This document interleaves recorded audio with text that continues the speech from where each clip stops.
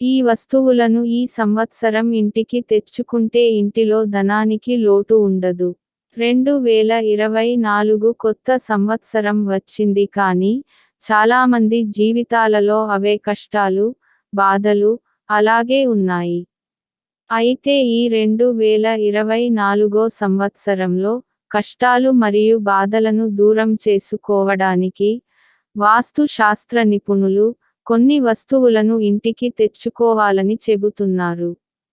ఈ వస్తువులను ఇంటిలోకి తెచ్చుకోవడం వలన, లక్ష్మీ కటాక్షం కలుగుతుందని, లక్ష్మీదేవి ఇంట్లో నివాసం ఉండడం వలన, ఇంటిలో ధనానికి కొరత ఉండదని వాస్తు శాస్త్ర నిపుణులు చెబుతున్నారు. ఆ వస్తువుల గురించి ఈ వీడియోలో తెలుసుకుందాం. వీడియోని ఎక్కడ కూడా స్కిప్ చేయకుండా చివరి వరకు చూడండి. ఛానల్ ని తప్పకుండా సబ్స్క్రైబ్ చేసుకోండి. ప్రతి ఒక్కరి ఇంట్లో తులసి మొక్క ఉండడం సహజం. అయితే ఈ కొత్త సంవత్సరంలో, తులసి మొక్కను తీసుకొని వచ్చి ఇంటిలో నాటాలి. ఇలా తులసి మొక్కను ఇంటిలో నాటడం వలన, లక్ష్మీ కటాక్షం కలుగుతుంది. సాక్షాత్తు విష్ణుమూర్తియే, ఎక్కడ తులసి మొక్క ఉంటుందో, అక్కడ లక్ష్మీదేవి నివాసం ఉంటుందని చెప్పడం జరిగింది.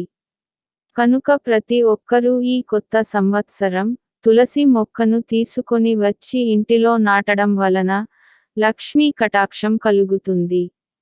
ఇక రెండవది నెమలీకలు. నెమలి ఈకలు శాంతికి నిదర్శనం. నెమలి ఈకలకు సానుకూల శక్తులను గ్రహించే శక్తి ఉంది. కనుక ఈ సంవత్సరంలో నెమలి ఈకలను ఇంటిలోకి తెచ్చుకొని, పూజా మందిరంలో పెట్టుకోవడం వలన, ఎటువంటి వాస్తు దోషాలు ఉన్నా కూడా తొలగిపోయి, ఇంటిలో ధనానికి కొరత ఉండదని, వాస్తు శాస్త్ర నిపుణులు చెబుతున్నారు. ఇక మూడవది శంఖం.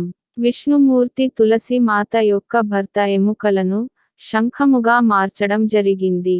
ఇది పురాణాల కథనం.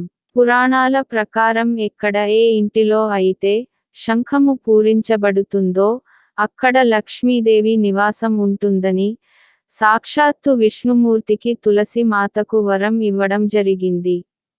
కనుక శంఖంతో విష్ణుమూర్తిని పూజించడం వలన, అక్కడ లక్ష్మీదేవి నివాసం ఉంటుంది.